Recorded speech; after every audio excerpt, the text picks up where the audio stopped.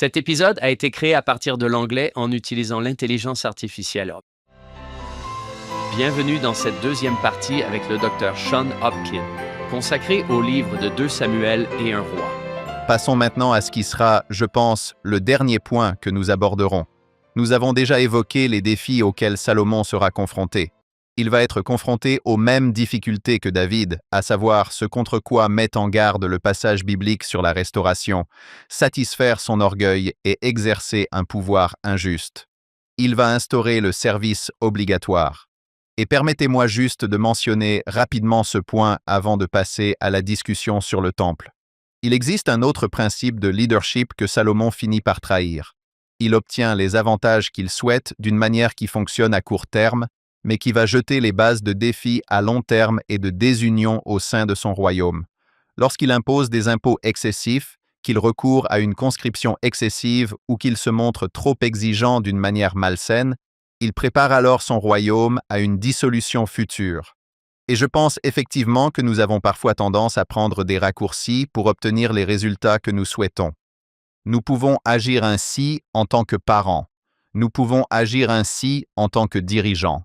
Nous pouvons agir ainsi les uns envers les autres. Je pense que les autres principes de direction énoncés dans Doctrine et Alliance 121, que nous avons si souvent cités, la douceur, l'humilité et la persuasion, l'amour sincère, la réprimande sévère au moment opportun lorsque l'on est poussé par le Saint-Esprit, puis la manifestation d'un amour accru, ce sont là les stratégies à long terme qui porteront les meilleurs fruits sur la durée. Salomon, malheureusement, malgré toute sa grandeur et toute la sagesse dont il faisait preuve au début, a commis des actes qui allaient mener son fils à l'échec et le futur royaume à la ruine. Veillons à bâtir pour le millénaire, pour ainsi dire, à bâtir pour le long terme, pour la durée. C'est très bien dit. En fait, j'ai ici une réflexion datant de l'année 2022. Nous interviewions un invité au sujet des chapitres 3 et 4 de la Genèse. John, je ne sais pas si tu t'en souviens, mais voici ce qu'a dit cet invité. Choisissez un péché, n'importe lequel. Pas un que vous commettez vous-même, car cela serait gênant. Mais pensez à n'importe quel péché et à la manière dont il trouve en réalité sa source au plus profond de nos motivations. À mesure que nous nous dirigeons vers ce péché, je cherche à obtenir quelque chose sans rien donner en échange. On peut penser au commérage que j'utilise au lieu de construire une relation fondée sur l'amour et le sacrifice. Je vais révéler un secret qui me place en position de confiance auprès de vous. On peut penser au mensonge. Je veux contourner le système ou à la tricherie pour obtenir quelque chose sans rien donner en échange. On peut penser à l'infraction à la loi de la chasteté ou à la pornographie. D'un simple clic, cela revient au même que l'intimité physique et sexuelle au sein du mariage. En général, cependant, on courtise quelqu'un, on se marie, on fait la vaisselle, on sort ensemble, on élève des enfants ensemble, ou alors j'obtiens simplement quelque chose sans rien donner en échange. Il a dit d'ailleurs que nous faisons tout cela. Nous nous laissons séduire par cette idée d'obtenir quelque chose sans rien donner en échange, en cherchant des raccourcis. Mais cette envie de suivre la voie facile, qui consiste à obtenir quelque chose sans rien donner en échange, nous affaiblit en tant qu'êtres humains. Nous sommes au plus profond de nous-mêmes, lumière et vérité.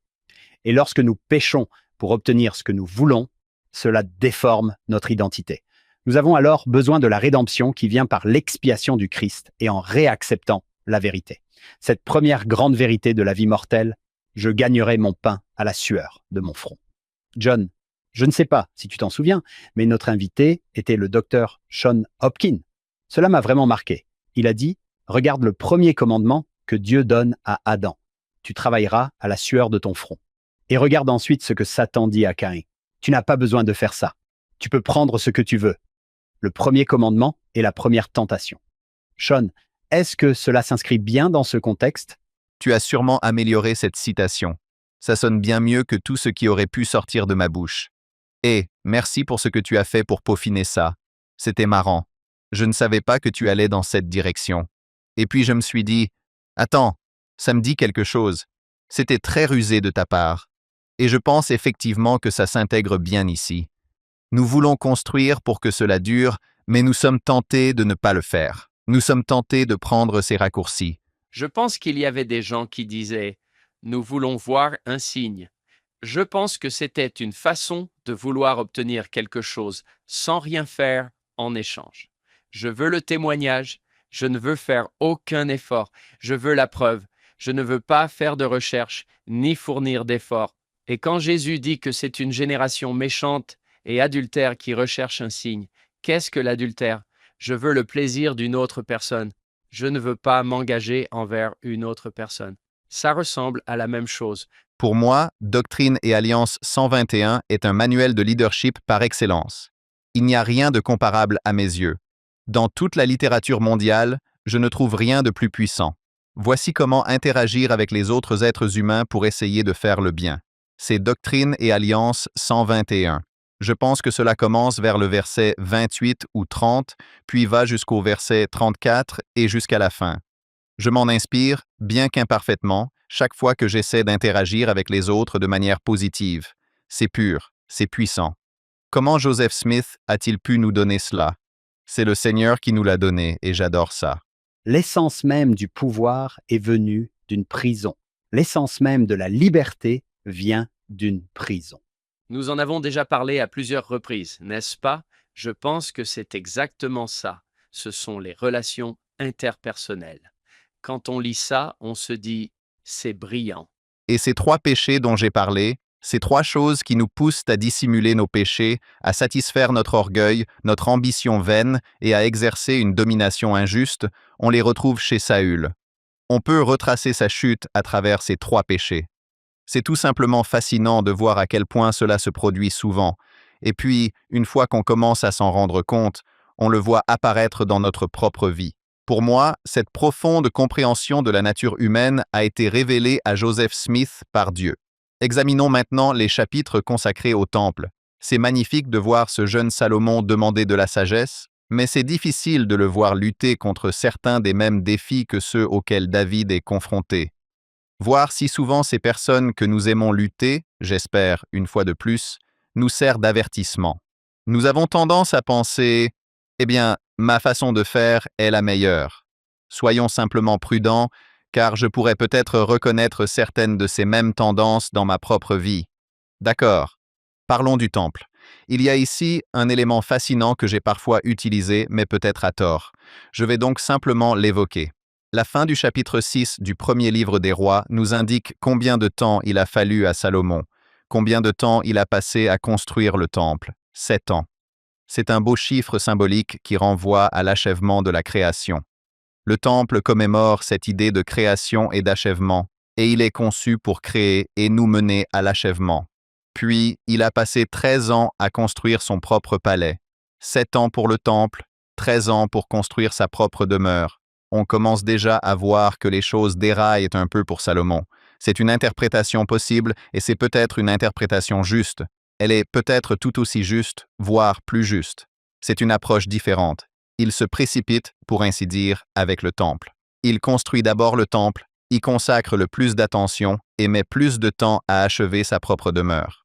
Je ne sais pas laquelle de ces interprétations est la plus juste. C'est simplement un sujet intéressant sur lequel réfléchir et que l'on peut peut-être prendre en considération. Ensuite, il y a un autre petit point que je voudrais soulever avant de passer à la prière de consécration. Allons au chapitre 7, verset 23 du livre des rois. C'est là qu'on découvre quelque chose de nouveau. Habituellement, quand on voit des représentations du temple, l'ancien temple, ce qu'on regarde en réalité, c'est le tabernacle et la façon dont il était conçu. Et le temple de Salomon est très similaire, mais il y a aussi beaucoup de différences. On ne trouve pas les 12 bœufs dans le tabernacle. On les trouve dans le temple de Salomon, et je tiens à insister sur ce point, mais lisons d'abord quelques versets ici. Je vais lire le verset 23. « Il fit une mer en bronze, de 10 coudées d'un bord à l'autre. Elle était ronde de tous côtés. Sa hauteur était de 5 coudées, et il fallait une corde de 30 coudées pour en faire le tour. Sous son rebord, tout autour, il y avait des boutons qui l'entouraient, au nombre de 10 par coudée, faisant le tour de la mer. Les boutons avaient été moulés en 2 rangées lors de sa fabrication. Et voici ensuite les bœufs. Elle reposait sur 12 bœufs, 3 tournés vers le nord, 3 vers l'ouest, 3 vers le sud et 3 vers l'est. Et la mer était posée au-dessus d'eux. et toute leur partie arrière était tournée vers l'intérieur. Eh bien, pour les saints des derniers jours, bien sûr, ces bœufs sont des bœufs bien-aimés, car les fonds baptismaux de nos temples sont, bien sûr, posés sur le dos de 12 bœufs qui ressemblent à cela, et qui symbolisent, entre autres, les tribus d'Israël, l'alliance de Dieu avec son peuple. Vous avez, si l'on s'en tient au nombre symbolique, le 3 représente en quelque sorte la perfection céleste, et le 4 correspond aux 4 coins ou aux 4 parties de la terre. Ainsi, 3 fois 4 font 12. On a donc en quelque sorte la terre et le ciel réunis. Dieu et son peuple vont être liés par cette alliance, tout cela. Et puis on pourrait en dire davantage sur les bœufs. Voici toutefois un point qui, je pense, pourrait présenter un intérêt. Pourquoi n'y a-t-il pas de bœuf dans le tabernacle? Je vais proposer une réponse à cette question. Pas la réponse, mais une réponse parmi d'autres. Le tabernacle est transportable. En effet, cette structure gigantesque est probablement transportée sur le dos de bœuf lorsqu'elle se déplace à travers le désert. Elle est mobile. Dieu se déplace avec vous. Or, qu'avons-nous fait? À l'instar des autres nations du monde, nous avons en réalité une structure qui ne bouge pas. Le temple est fixé à un seul endroit. Et peut-être qu'une chose que Dieu essaie de nous communiquer ici, c'est de ne pas croire à tort que vous ne pouvez me trouver qu'ici, à Jérusalem. Je serai avec vous. Je me déplace avec vous. Et devriez-vous monter au temple? Oui, vous devriez. Mais dans les sociétés anciennes, quand on était chassé de Jérusalem et que le temple était détruit, quand votre temple était détruit, c'était fini. C'était comme si un autre Dieu avait vaincu votre Dieu, vous étiez perdus. Pourquoi les Israélites s'en sortent-ils? Eh bien, il y a cette incroyable vision qu'a Ézéchiel, où Dieu est sur ce char à roues. C'est comme si l'arche avait des roues. Et on se dit, qu'est-ce que c'est que ça? Eh bien, il dit, je serai toujours au milieu de vous. Je ne suis pas coincé à un seul endroit. Vous ne m'avez pas perdu, ni mon influence. Simplement parce que vous avez été chassé de votre terre vers un pays lointain. Je serai avec vous. Dire que je suis portable, ce n'est pas la bonne façon de parler de Dieu, n'est-ce pas? Mais ne croyez pas à tort que je suis coincé à un seul endroit. Je serai avec vous dans le désert. Je serai avec vous dans vos moments de détresse. J'aime beaucoup que nous ayons ici ce symbole récurrent de mouvement, d'action, du fait de ne pas être figé dans un espace particulier, qui persiste dans le temple de Salomon avec ses bœufs qui peuvent encore faire bouger cette mer, pour ainsi dire. Et je voudrais simplement dire que j'adore monter au temple. Pouvons-nous monter au temple? Salomon est sur le point d'en parler dans sa prière de consécration au chapitre suivant. Puissions-nous rechercher le Seigneur où que nous soyons? Où que je sois, puisse-je savoir qu'il a le pouvoir de me trouver là où je suis lorsque mon cœur le cherche. Cela semble gigantesque. Avez-vous une idée de l'ampleur de ce temple? Eh bien, vous pourriez bien sûr faire les calculs. D'après ce que nous savons, un coudé correspond approximativement à 18 pouces. Donc, si vous avez 10 coudées, cela fait 15 pieds de large.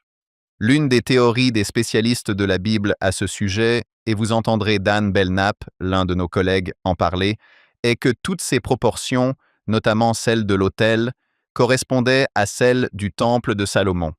L'idée est que c'est le territoire de Dieu et qu'on devrait s'y sentir un peu petit. D'accord. Tout est grandiose et tout prend une plus grande ampleur, car vous entrez dans le royaume du Dieu Tout-Puissant. Vous devriez ressentir une certaine crainte révérentielle. Cela ne devrait pas être pris à la légère. Ce n'est pas simplement « Tiens, c'est cool. Je vais conclure une alliance avec Dieu ou Dieu conclut une alliance avec moi. » Nous devrions être profondément émerveillés par le fait que le Dieu Tout-Puissant de l'univers entre en relation avec nous, qui sommes ses enfants. C'est un Père bienveillant. C'est aussi le souverain tout-puissant de toutes choses. Oui, cela pourrait être l'un des symboles. Est-ce que c'est comme la cuve? Oui. Ce n'est pas le cas dans le tabernacle. Il n'y a pas de gigantesque mer de bronze fondue dans le tabernacle. C'est un élément qui apparaît dans le temple de Salomon. Si vous poursuivez la lecture du chapitre, vous verrez qu'il y a également toute une série de bassins qui se trouvaient dans la cour. Il faut donc beaucoup d'eau pour accomplir des sacrifices d'animaux. Il y a de nombreuses ablutions et purifications rituelles, et il faut également de l'eau pour s'assurer que les prêtres restent purs et rituellement préparés. Cette eau a donc une utilité à la fois symbolique, rituelle et purement fonctionnelle. Salomon verrait l'un des nôtres et dirait Hmm, ça va. Un peu petit, mais ça va. Oui, Oui, nos fonds baptismaux sont construits, pourrait-on dire, conçus sur la base de l'inspiration reçue par Salomon, qui a été le premier à la recevoir et dont nos prophètes modernes ont désormais hérité.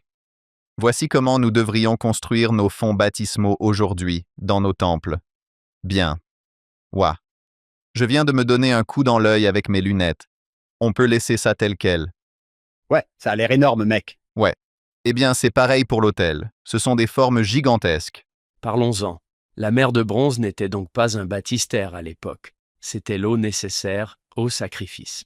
Et pour les ordonnances de purification, il y a donc des similitudes, et le symbolisme est, d'une certaine manière, similaire aux deux ablutions que nous reconnaissons dans la pratique du temple des saints des derniers jours. Il s'agit de purification.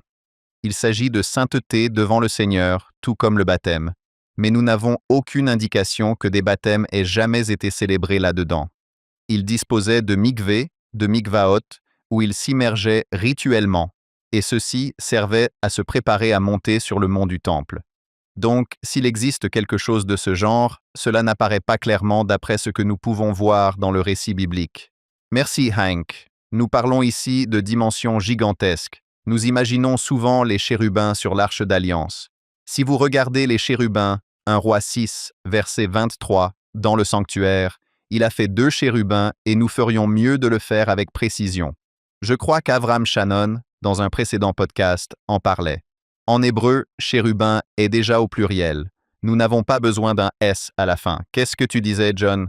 Ce n'est pas Jesus, c'est Jeez. Jesus, oui. Ce n'est pas Moose, mais Mise. Mises, oui. Moses, Mizin. Il mesure 10 coudées de haut. Regardez ça. On a tendance à imaginer ces chérubins qui se trouvent sur le propitiatoire de l'Arche d'Alliance, mais dans le temple de Salomon, ceux-ci mesurent 10 coudées. On parle d'une hauteur de 15 pieds et leurs ailes vont s'étendre. Regardez le verset 24. Une aile mesurait 5 coudées, soit 7 pieds et demi de large. L'autre aile du chérubin, de l'extrémité de l'une à l'extrémité de l'autre, mesurait 5 coudées, soit 10 coudées au total, donc 15 pieds de large. Et de même, la hauteur d'un chérubin était de 10 coudées, tout comme celle de l'autre chérubin. Et il plaça les chérubins, au pluriel, mais oui, sans le S, à l'intérieur du sanctuaire, et ils déployèrent les ailes des chérubins, de sorte que l'aile de l'un touchait un mur, l'aile de l'autre touchait l'autre mur, et leurs ailes se touchaient l'une l'autre au milieu du sanctuaire. Ainsi, lorsque vous voyez ces différentes représentations auxquelles nous sommes habitués, celle du tabernacle par exemple, sachez que le temple de Salomon présentait des différences vraiment impressionnantes et grandioses. Beaucoup d'or d'ailleurs. Ils sont désormais dans une position où, pour donner le meilleur d'eux-mêmes, leur apparence diffère de ce à quoi ils ressemblaient autrefois. En effet, pensez au temple de Kirtland comparé à celui de Nauvoo, puis au temple de Salt Lake City. Même en mettant aujourd'hui tout en œuvre pour le mettre en valeur, il y aura beaucoup plus de dorure dans le temple de Salomon que ce qu'il y avait dans le tabernacle. Parlons de la prière de consécration. Elle est vraiment puissante. On y perçoit véritablement la sagesse de Salomon. Dieu l'a béni en lui donnant de savoir comment se présenter devant le peuple et comment le diriger. Ces prières de foi. J'aime beaucoup la prière du frère de Jared dans le livre de Mormon, où il dit « Nous savons que tu peux le faire. S'il te plaît, bénis-nous. » Cette prière vraiment humble, mais pleine de foi. Et on voit Salomon faire de même. J'adore Ézéchias dans Ésaïe 37. Il prononce une prière de foi vraiment puissante dans le temple. Et arrêtons-nous un instant là-dessus. Le point soulevé dans le manuel Viens et suis-moi concerne le caractère éphémère et l'inconstance de David et Salomon. David le souhaitait, puis Salomon en a reçu l'autorisation. Dieu leur a donné un temple qui leur a permis de se recentrer encore et encore sur leur relation avec le Seigneur. Et ce temple est toujours là lorsque l'Assyrie représente une menace. Salomon est parti depuis longtemps. Salomon a commis certaines erreurs, mais le temple est toujours là. J'adore le fait que, avec cette menace assyrienne qui fait maintenant son apparition dans le récit, à l'époque d'Ézéchias, les Assyriens arrivent et que fait Ézéchias? C'est une histoire qui sonne tellement sain des derniers jours. Il se rend au temple, il prie Dieu dans le temple, il envoie chercher le prophète, et alors qu'il prie dans le temple ou qu'il est en communion avec sa prière dans le temple, la réponse à sa prière lui parvient par l'intermédiaire du prophète. On a donc le temple, le prophète et la personne qui tente de surmonter une épreuve dans sa vie. Elle peut prier directement le Seigneur, et c'est ce qu'elle fait. Elle se rend au temple pour cela, puis elle reçoit cette réponse. Je pense aux saints des derniers jours qui se rendent au temple, peut-être avant une session de la conférence générale. Je peux prier le Seigneur, puis écouter et être mieux préparé à entendre ce que le Seigneur me dira directement par l'intermédiaire de ses prophètes. C'est une vision du monde typiquement mormone, et c'est amusant de constater que cela se retrouve dans les textes anciens, dans l'Ancien Testament. Bon, donc cette magnifique prière qu'il prononce, et ce qui me frappe en la relisant, c'est qu'elle ne met pas l'accent sur le fait que votre peuple sera parfait, mais que le temple, oui, est un lieu de prière, de repentance et de pardon, encore et encore et encore. Regardons le verset 33.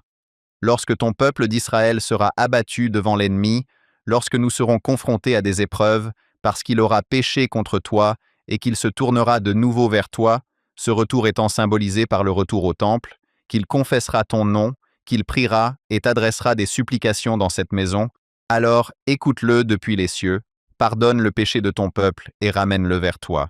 Le mot hébreu utilisé ici est shuv, n'est-ce pas? Ce retour, c'est la repentance. Verset 36, en voici un autre. Alors, écoute-les depuis les cieux, pardonne le péché de tes serviteurs et de ton peuple Israël, et enseigne-leur la bonne voie dans laquelle ils doivent marcher. Le mot hébreu pour cela, et ensuite les enseignements juifs ultérieurs concernant les commandements que nous devons suivre, c'est la halacha, littéralement la voie dans laquelle nous marchons. C'est un chemin, et nous y marchons. C'est le chemin qui mène à la joie. Il ne s'agit pas de dire « fais ceci, cela et cela », tu marches sur le chemin et ce chemin te conduit à la joie. Regardez ensuite le verset 38. Quelle que soit la prière ou la supplication faite par un homme, par tout ton peuple d'Israël, chacun connaissant le mal qui est dans son propre cœur, combien de fois allons-nous au temple et sommes-nous les seuls à connaître le mal qui est dans notre propre cœur? Salomon l'exprime si magnifiquement, chacun connaissant le mal qui est dans son propre cœur et étendant ses mains vers cette maison.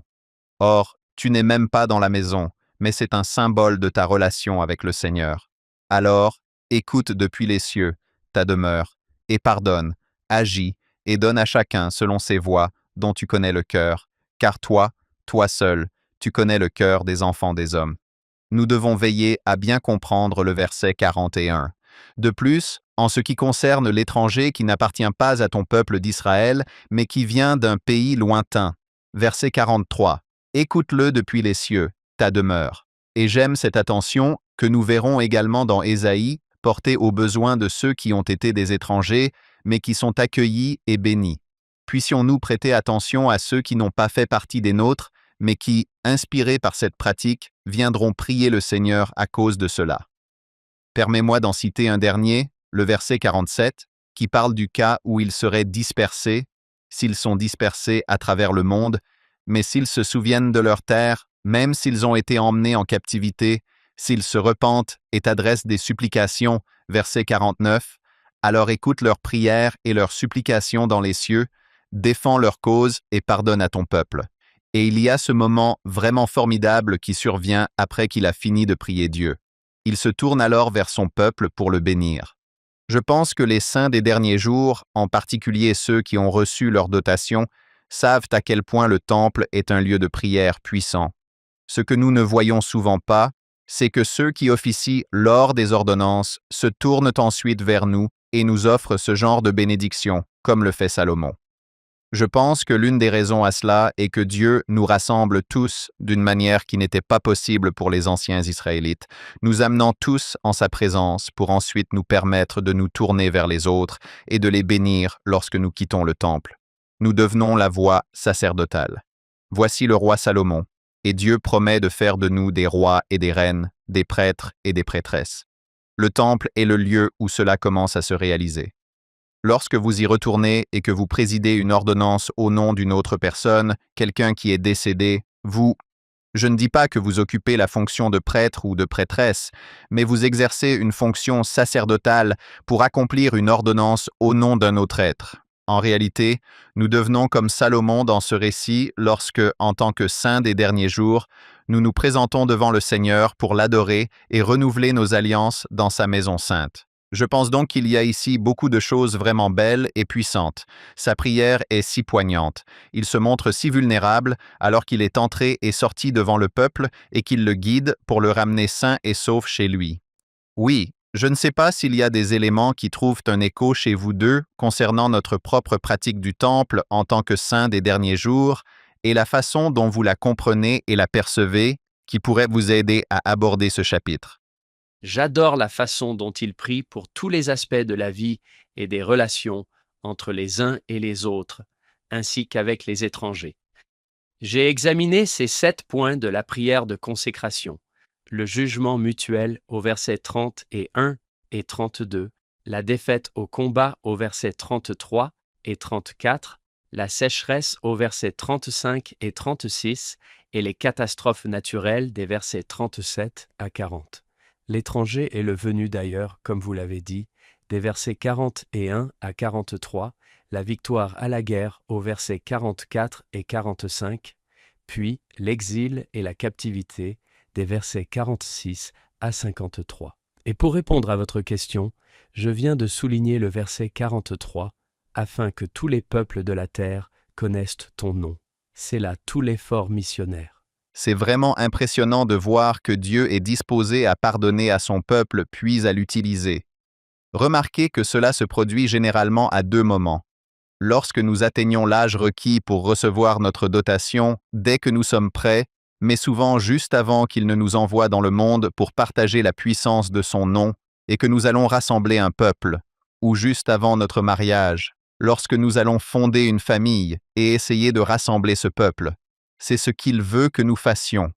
Il veut que nous sachions comment nous comporter devant les gens, comment avoir un cœur compréhensif. Et puis, il y a une autre chose que je tiens à souligner à nouveau. Chacun connaît les tourments de son propre cœur. Dieu, toi, tu connais les cœurs. Chacun d'entre nous s'accorde à dire que personne ne connaît vraiment nos peurs et nos inquiétudes respectives, le poids de ce qui pèse sur nos cœurs. Et même au sein d'un couple, il y a des moments de vulnérabilité où l'on apprend vraiment, vraiment à se connaître et à voir plus profondément dans nos cœurs. Mais bien souvent, même lorsque nous sommes engagés dans des relations d'alliance, nous les vivons de manière assez intime. Il est difficile d'être totalement ouvert à ce sujet. Il y a Dieu qui sait. Et tout cela a commencé lorsque Salomon a dit « Donne-moi un cœur pour comprendre ces choses et pour juger correctement. » Je ne sais pas ce que Hank traverse. Je ne sais pas ce que John traverse. Ils ne savent pas ce que je traverse. Et vous tous qui écoutez, mais Dieu le sait. Salomon a prié pour cela. Chacun de vous connaît les tourments de son propre cœur et connaît le cœur des hommes et des femmes. Bénissez-les, guérissez-les, guérissez-les dans leur détresse. J'adore ce verset 46. S'ils pêchent contre toi, car il n'y a pas d'homme qui ne pêche pas. Nous ne prenons donc pas de grands airs. Nous faisons tous des erreurs et nous le savons.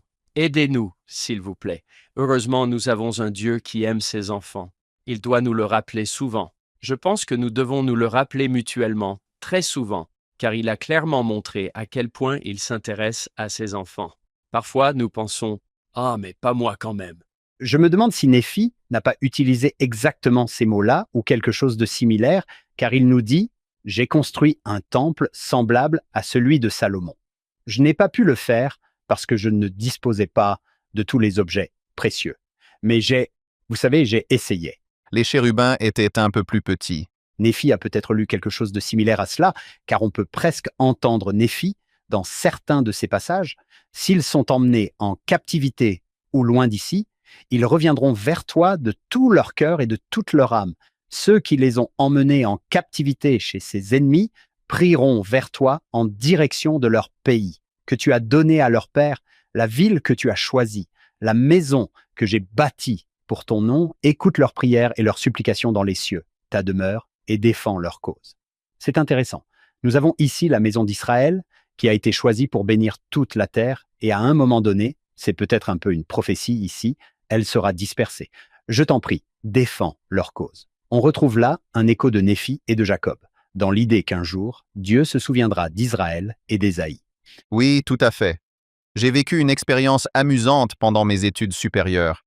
J'ai fait une présentation lors d'un congrès de l'Association moderne des professeurs de littérature hébraïque, c'était le nom de ce groupe, et j'ai expliqué comment les saints des derniers jours s'appuient sur les images et les pratiques de la Bible hébraïque. J'ai montré une carte de l'Utah et une carte d'Israël, et j'ai en quelque sorte fait pivoter la carte de l'Utah pour que la mer Salée et la... Grand lac Salé et le Jourdain. Ils étaient plutôt intéressés.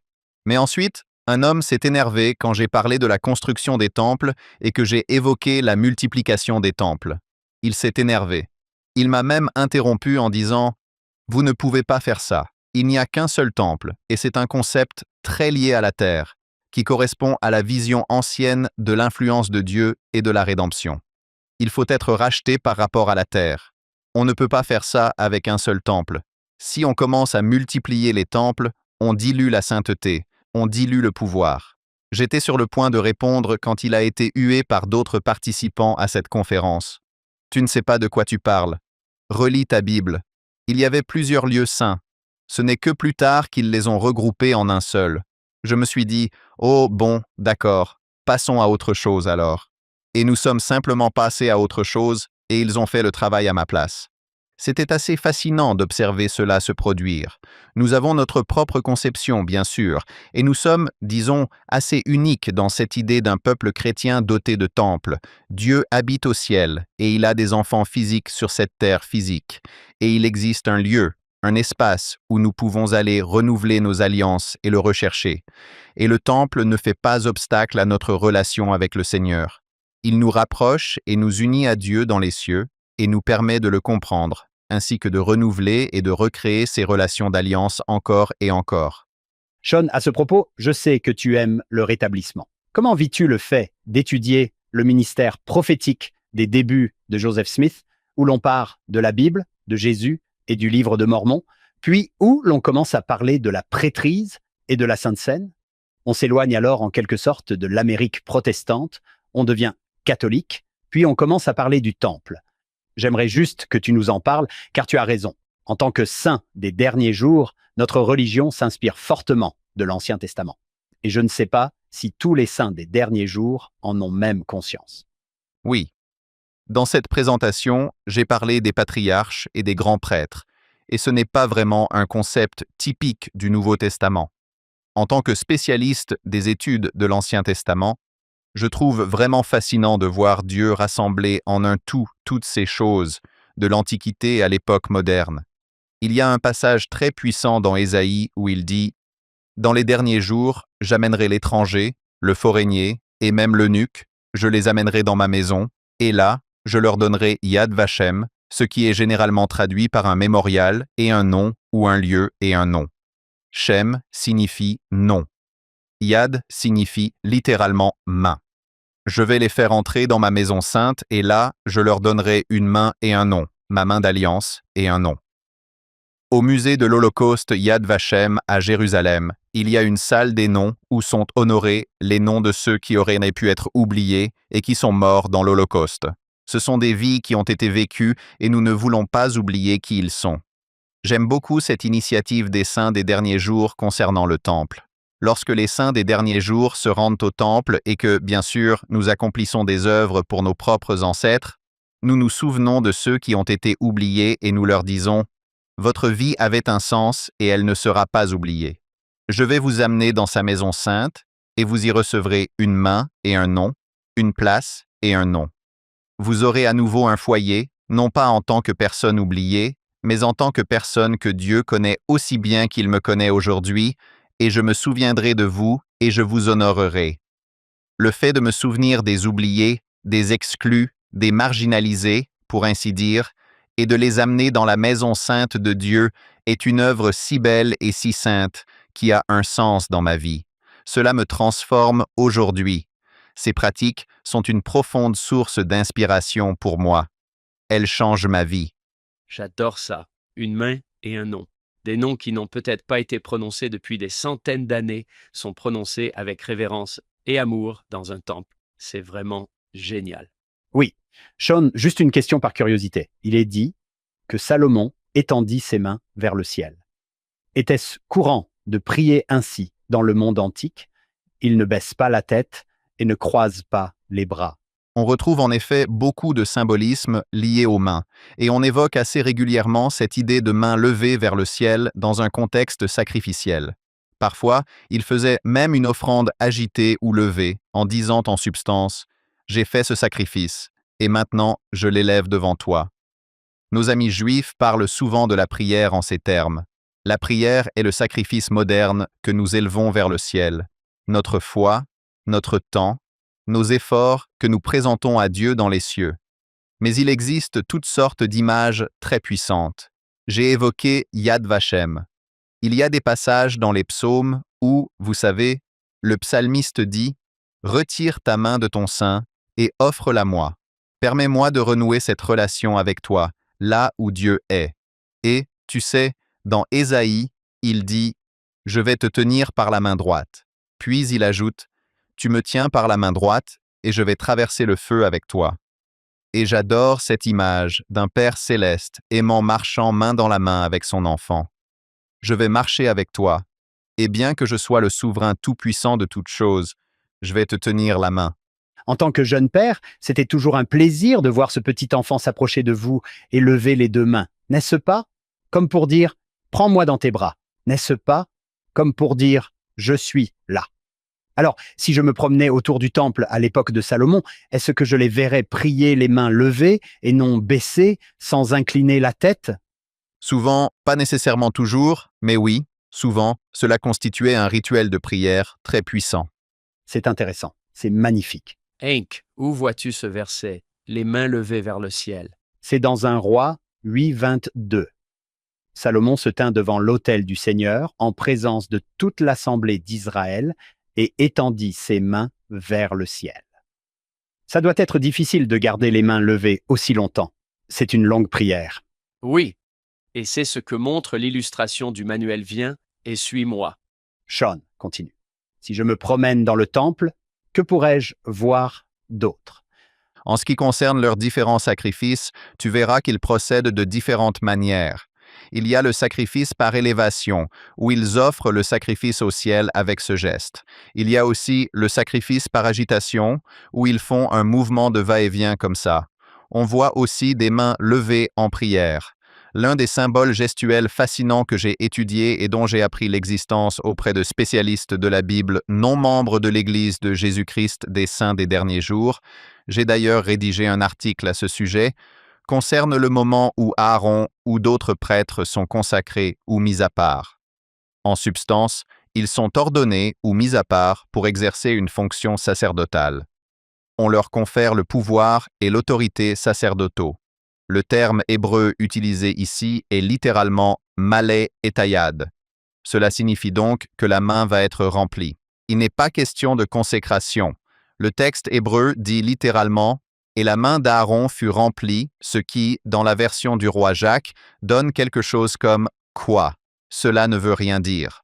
On se contente donc de dire qu'ils ont consacré Aaron. L'idée ici, c'est le kaf, qui désigne la paume de la main. La lettre kaf représente une main en coupe ou, si on la lit dans l'alphabet, elle a la forme d'un C. Si vous imaginez une main tournée vers le haut, c'est bien cela. Au moment où Aaron est ordonné, il a la main tournée vers le haut et Dieu dépose des symboles de pouvoir ou d'autorité dans la paume de sa main. Il y dépose l'huile destinée au sacrifice, voire le sang du sacrifice, des morceaux du sacrifice qui vont ensuite servir à officier, et cette main tournée vers le haut est remplie de symboles d'autorité, mais aussi d'éléments nécessaires pour exercer ensuite la fonction sacerdotale. Puis, on retourne cette main, on en verse le contenu et on l'utilise pour bénir les autres.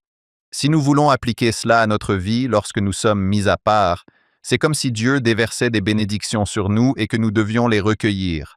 Nous devons recevoir ces bénédictions à travers les symboles du pouvoir, de l'autorité et de la bénédiction.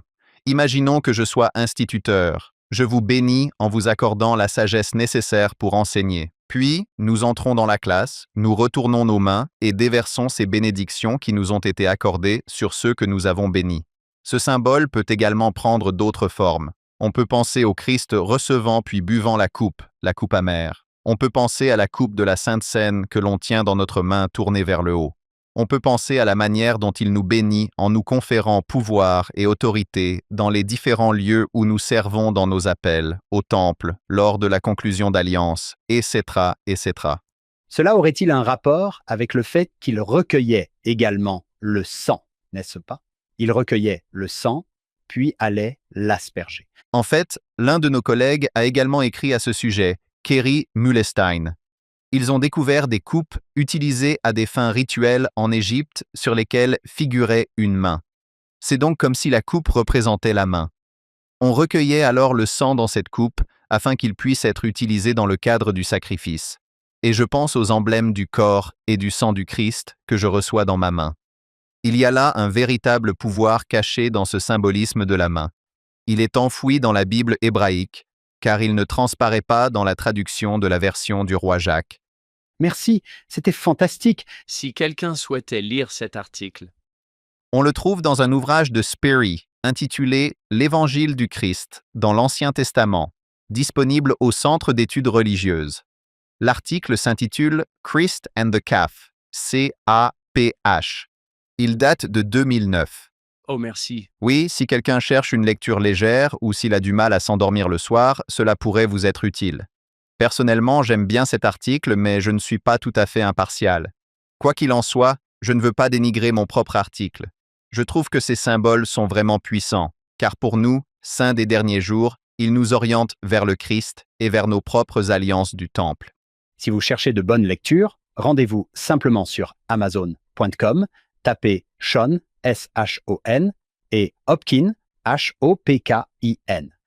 Vous y trouverez de merveilleux ouvrages, dont un assez récent intitulé Understanding Our Jewish Neighbors, comprendre nos voisins juifs, qui est, selon moi, la meilleure explication du judaïsme destiné aux saints des derniers jours que j'ai jamais lu.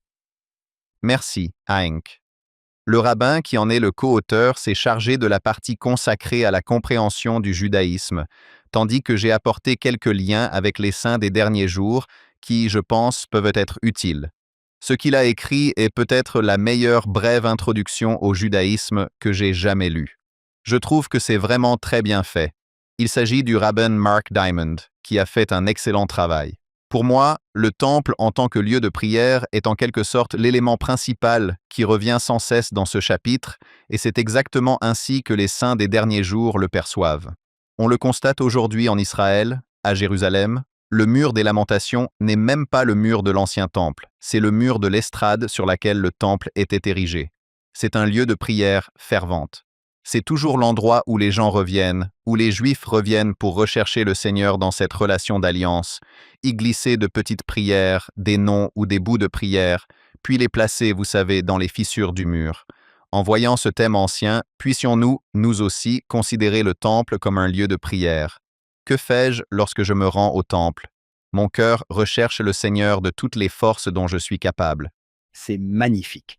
Cela me rappelle un peu la section 109 de Doctrine et Alliance, et quand je regarde les notes de bas de page, tout est expliqué là-bas, car nous avons aujourd'hui ces longues prières de consécration dans l'Église, et si quelqu'un se demande « Pourquoi faisons-nous cela ?» Cela semble-t-il provenir d'ici, de 1er Roi 8? Tout à fait, on voit bien le lien, n'est-ce pas? Joseph Smith, grâce à la révélation et probablement aussi en s'inspirant de l'exemple de Salomon, a mis au point ce modèle de prière de consécration puissante. Et d'ailleurs, Dieu va venir. La gloire de Dieu, comme le raconte l'expérience de Salomon, est mentionnée. Il y a une nuée, Hanan en hébreu, qui remplit le temple, et la gloire de Dieu était là.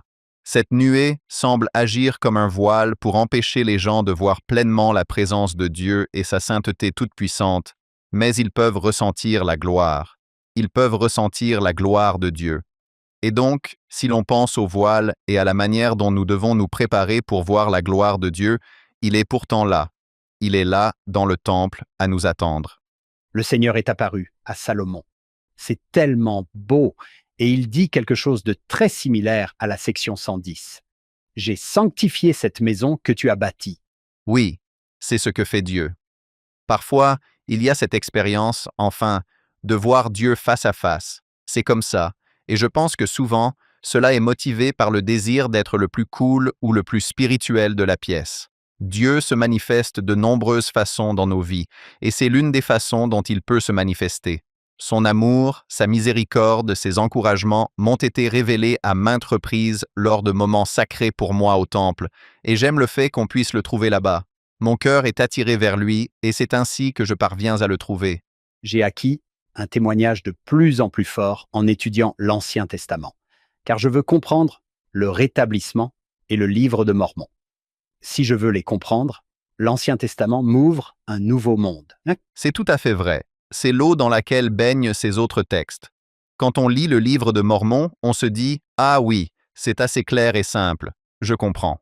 Et puis, quand on étudie l'Ancien Testament, on se dit « Oh, en fait, il y avait beaucoup de choses qui m'échappaient et que je tenais pour acquises ». Et cela éclaire le texte du livre de Mormon. J'aime à penser que Néphi est un peu malicieux quand il dit « Tu sais, qu'il se glorifie de la simplicité ». Je me dis « Oui, mais tu aimes aussi beaucoup Ésaïe ». Ce que Néphi fait, c'est qu'il nous offre une seconde simplicité.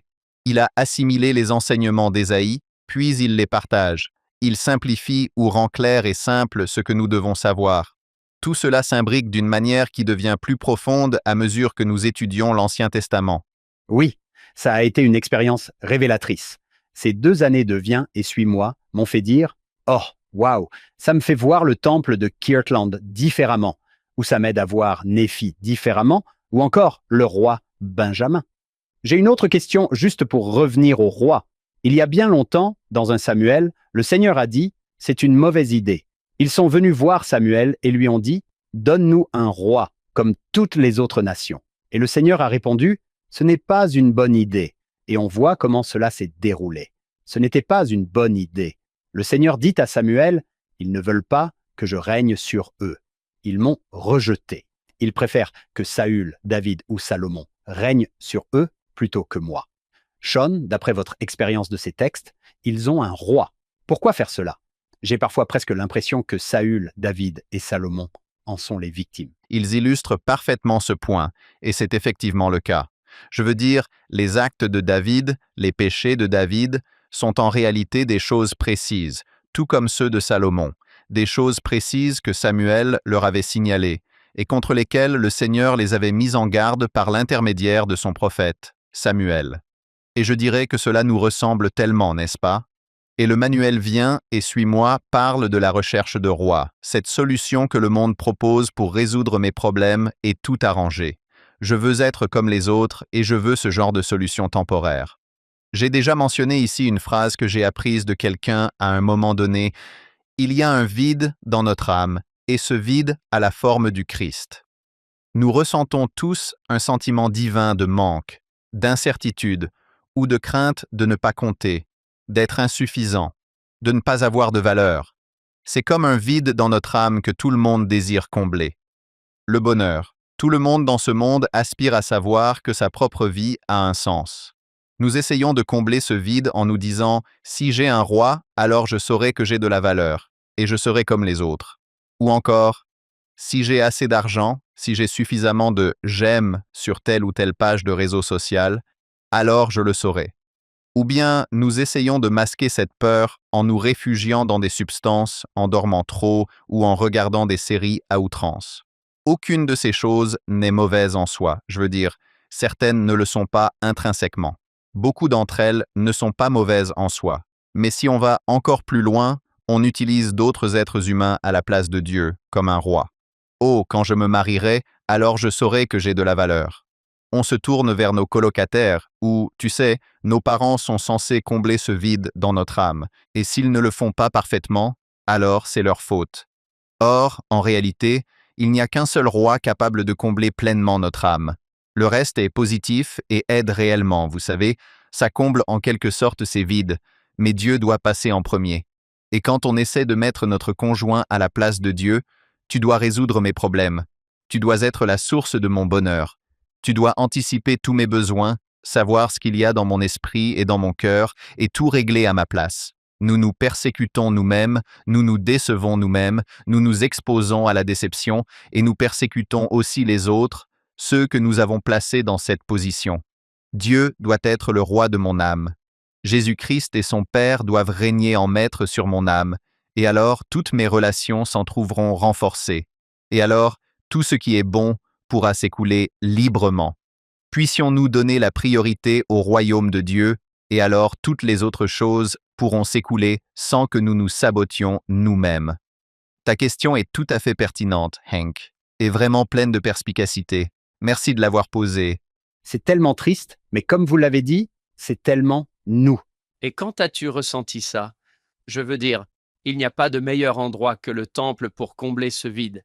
C'est vraiment l'endroit idéal pour combler ce vide. J'adore cette idée. Et toutes ces autres choses qu'on essaye de faire rentrer dans ce vide, mais non, ce n'est pas ça. Non, ce n'est pas ça. Non, ce n'est pas ça. Ouais, la glace, ça va finir par te détruire, tu vois? Ouais, les Doritos, ça va combler ce vide. Non, ça ne va pas marcher. Le chocolat, peut-être, c'est peut-être mieux. Le temps d'un instant. Certaines marques. Nous nous exposons à des difficultés futures si nous comptons trop sur elles pour résoudre nos problèmes. Oui, c'est ce qu'on fait avec les célébrités et les sportifs. Oh, c'est tellement douloureux quand ça arrive, n'est-ce pas? Quand on a mis une équipe sportive dans cette situation et que son succès ne dure pas très longtemps, n'est-ce pas? Oui. Qu'en dis-tu, Hank? Tes copines et les cougars vont te briser le cœur. C'est quoi déjà ce que tu dis? Ouais, ce sont les oiseaux et les abeilles et le jazz qui te briseront le cœur. Ce sont les deux leçons qu'on apprend quand on a 12 ans chez nous. Une révélation pour Martin Harris. Tu as un vide, Martin. Apprends de moi. Écoute mes paroles. Marche dans la douceur de mon esprit, et tu trouveras la paix en toi. Pense à toutes les choses qui, selon toi, pourraient t'apporter la paix. Non, tu trouveras la paix en moi. C'est cela qui comblera ce vide dans ton cœur. Cela m'amène à ma deuxième question. Sean, tu as essayé de nous expliquer quelque chose et je trouve que tu t'en es très bien sorti. Même s'ils choisissent certains rois plutôt que le Seigneur, celui-ci ne les abandonne pas. C'est gentil de sa part. La Bible pourrait s'arrêter au chapitre 8 du livre de 1er Samuel. C'est comme s'il disait « J'en ai marre de vous, les gars. Très bien, débrouillez-vous tout seul. Tu m'as rejeté. C'est toi qui as choisi ce type. Vas-y, prends-le alors. Va faire ce que tu as à faire et moi, je t'attendrai jusqu'à ce que tu reviennes. Mais le voilà qui les accompagne dans leur mauvais choix. N'est-ce pas aussi notre cas? Je trouve que c'est encore une fois tout à fait juste. Et cela me rappelle que dans la prière de Salomon, il parle vers la fin de l'alliance et de la miséricorde de Dieu. Ainsi, dans un roi 8.13, Salomon dit « Seigneur, Dieu d'Israël, il n'y a pas de Dieu comme toi, ni dans les cieux en haut, ni sur la terre en bas, qui garde l'alliance et la miséricorde envers tes serviteurs qui marchent devant toi de tout leur cœur. » Eh bien, alliance, se dit Britt. C'est le mot qui est systématiquement traduit par alliance. La miséricorde est cet autre mot que le président Nelson et d'autres se sont efforcés de nous enseigner, à savoir hesed.